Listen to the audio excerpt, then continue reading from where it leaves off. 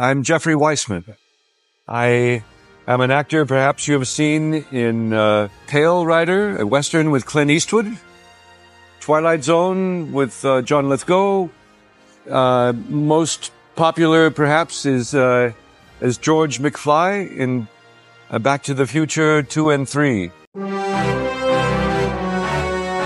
How did you feel about taking on the role of George McFly in Back to the Future 2 and 3?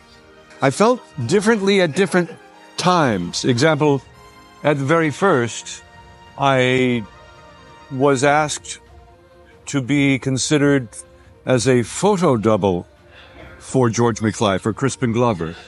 And then as things progressed, and I learned that I would be playing the role, I was in shock and I could not believe it. Oh, out on the golf course.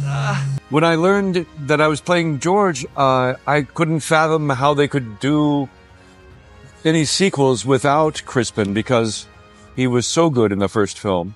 I even called him, asking him what's going on, and I read in the news, in the Hollywood rags, that he had a conflict with other films.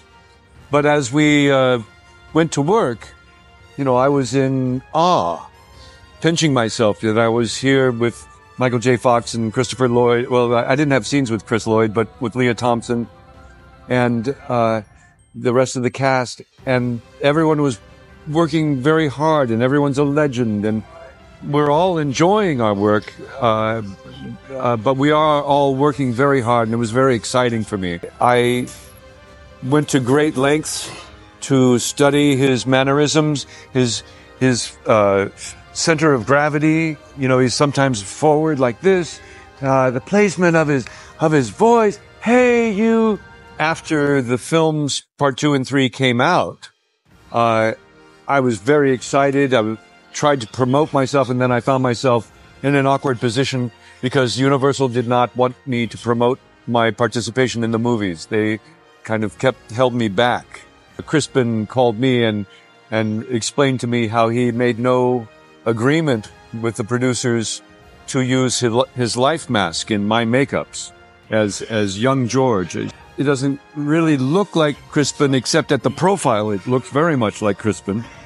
So he could recreate the fight with Biff and the kiss at the Enchantment Under the Sea dance. And when Crispin told me he had no agreement for the use of his life mask in my makeups in Part 2 and Part 3, I was shocked. I couldn't understand that because the big studio, they always paid royalties. I gave Crispin my photos and my stories, and he went with his case and settled out of court for $750,000. He got close to what he was asking.